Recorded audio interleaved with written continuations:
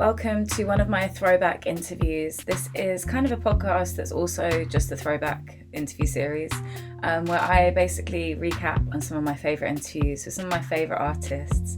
And these can go back up to 10 years. So some of these interviews were done, like I say, nearly 10 years ago at the start of these artists' careers.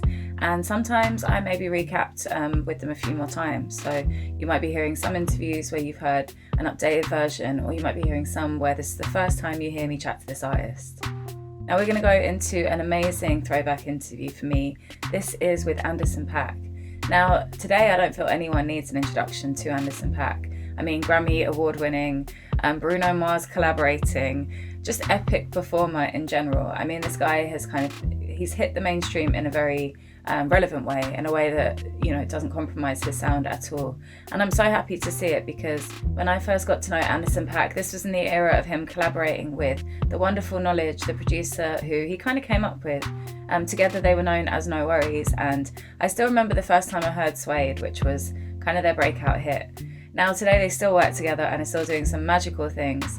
But I'm going to talk a little bit about some of the things that I learned about Anderson Paak in the interview, and also who he ended up going on to work with, because you'll notice at the end of this he did shout out a bunch of artists and producers that he wanted to work with, and I believe today he's worked with a good number of them. So it's definitely nice to see the transitions of an artist's career and the success that he's got to.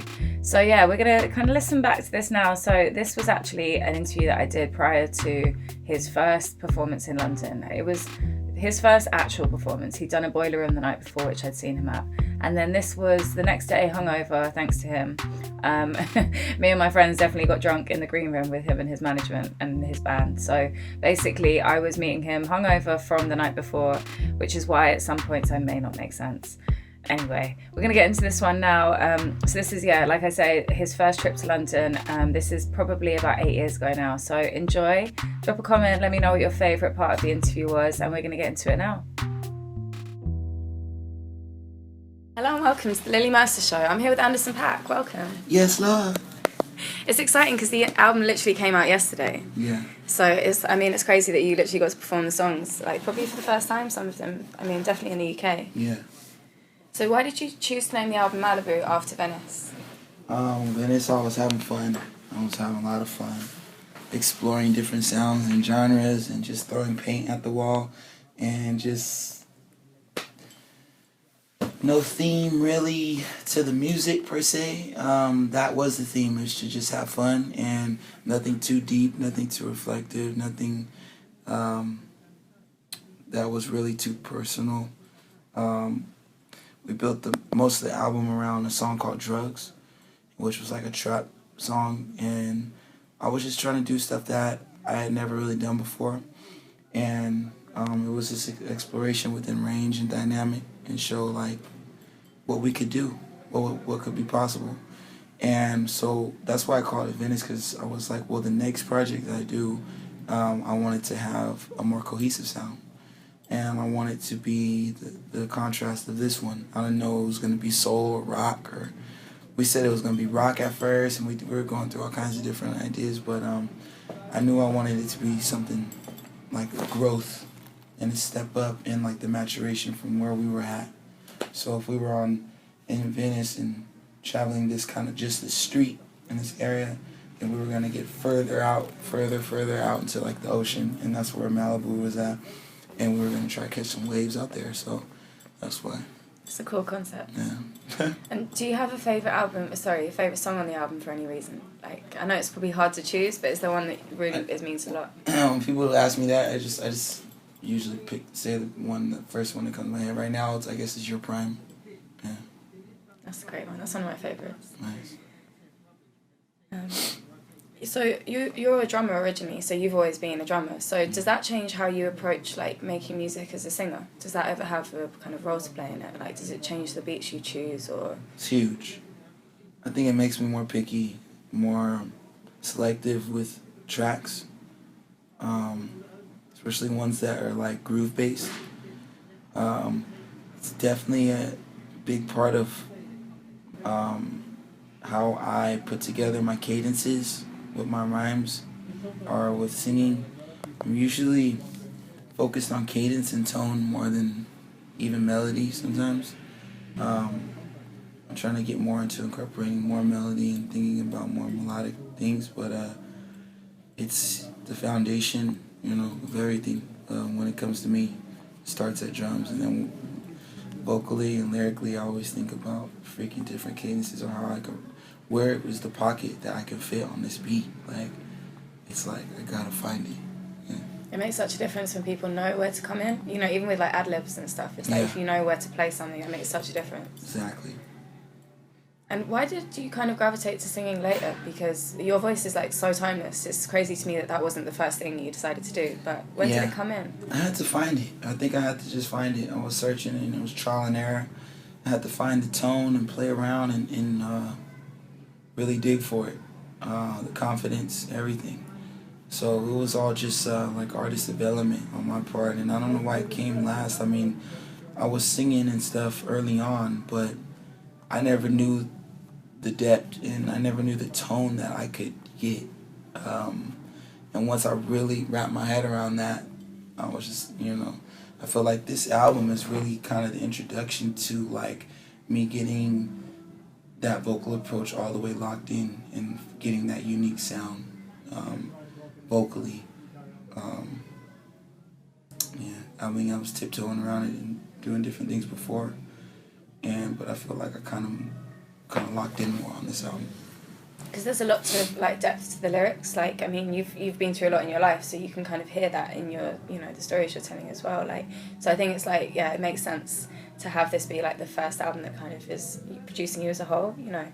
It's a great introduction because you've got every kind of style on it. It's like, dance songs. There's really deep songs, like, to fill in between. It's not just like a party album. It's great. Right. Yeah. I wanted some more depth. Writing was a big part of. I wanted to step it up on this album and really get some good topics and some more dense, themes and without it being a dictionary, but still just step it up the writing. No, sorry, you're literally one of my favourite songwriters. Like, nice. I mean, and like favourite male that's like working now. Nice. So yeah, I think it's just like there's it's not a darkness, but there's kind of a like darker side to some of the things you say. Yeah. And it's like also like I said, you even in a way you write a bit like a rapper. Yeah. So it's like I don't know, you don't really get that from singers in the same way. Mm-hmm. It makes it a bit more refreshing. Yeah. I always like to. There's a part of me that likes to be like kind of a narcissist, or like just put a different spin on it, I feel like this album too, I actually did some like just straight ahead like happy songs too.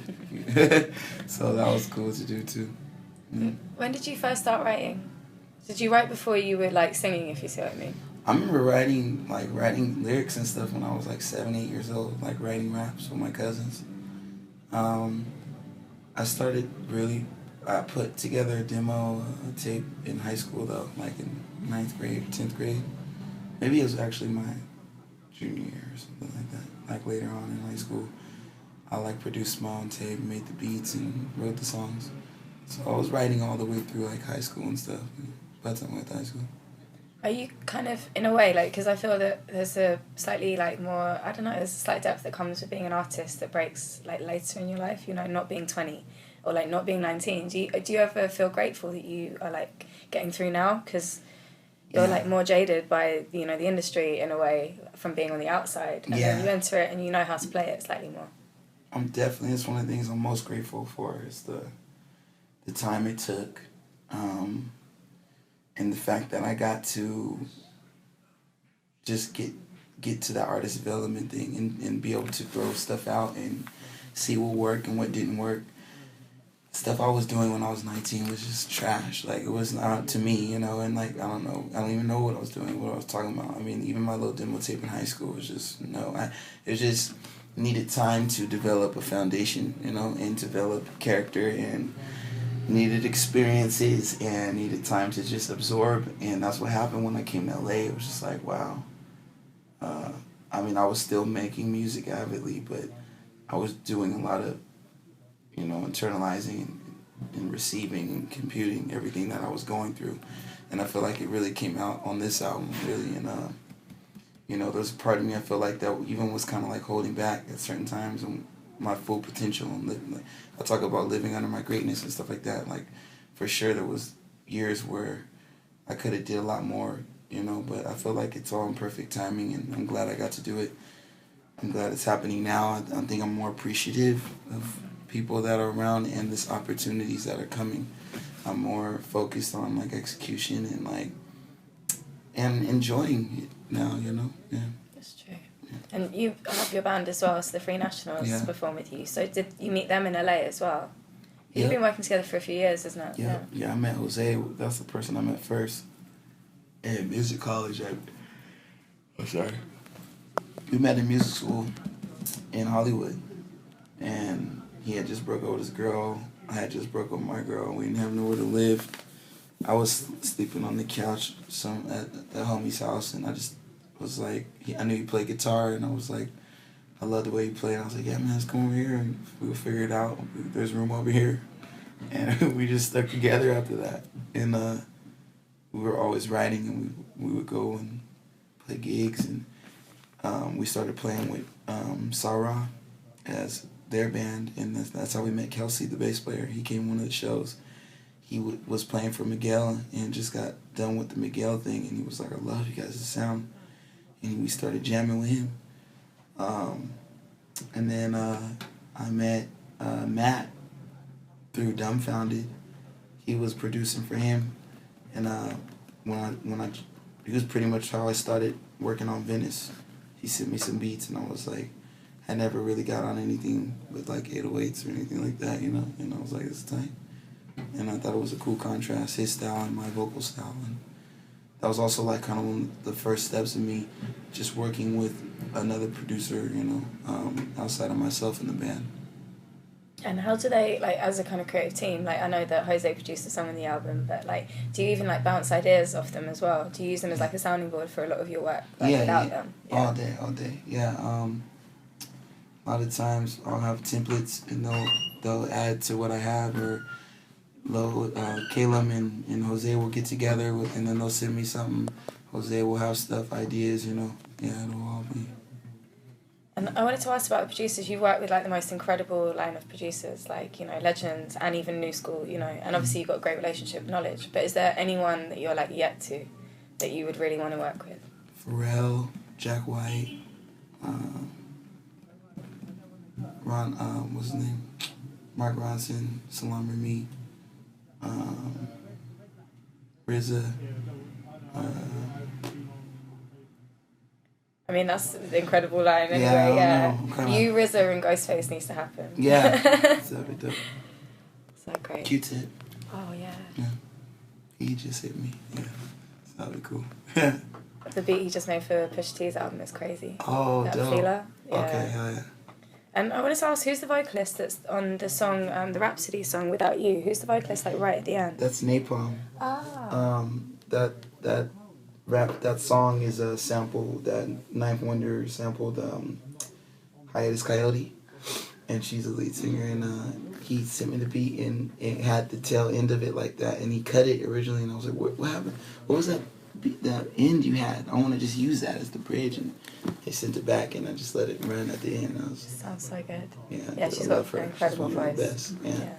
And one final question, I wanted to ask about your name, because when I first started following you, you're Breezy Lovejoy, and that seems to be what people, name you. That's your name. But, yeah. So Anderson Paak, where did that name come into it? Well, it's my last name and my middle name, and there was a time where after Lovejoy, my second album under Breezy Lovejoy, I stopped everything, and I just started recording and developing a work ethic and a routine, and I just recorded for like 6 to 8 months straight, and was in the studio, just a small little room like this, and just had a mic and a mini board and a laptop, and I was just making music, brainstorming on what I wanted, and waking up early and trying to really get my life together. And when after that, I was like, okay, I'm gonna change my name. I'm gonna just go by my last name, my middle name, and I wanted change that was going around in my life. I wanted the art to reflect that, and I just wanted something a little more regal, and I wanted the fans to be able to rediscover, and yeah. It stands out. It's a strong name. Right. Oh, well, thank you very much for joining me on the show. Thank you. I hope you enjoyed the first episode. Thank you for checking out my interview throwback series, which is a podcast. It's not really a podcast. I will be bringing you many more interviews. We have some epic interviews lined up, which are all throwbacks. So you may have heard them the first time round, but you've probably forgotten them by now. So stay tuned for more episodes coming very soon. If you would like tips on interviewing, or you would just like to get in touch with me, head to my website, lilymercer.co.uk, or my Instagram @lilymercer. If you're on my YouTube page, remember to like and subscribe so you can keep up to date with all of the new interviews dropping as they come. You can even turn on the notifications if you care enough. But also check out more from me on my YouTube page. So I have vlogs, I have other forms of interviews, I have a ton of content. So go and check out my YouTube, and also check out mixes and more at mixcloud.com/Lily Mercer. I'll see you in the future.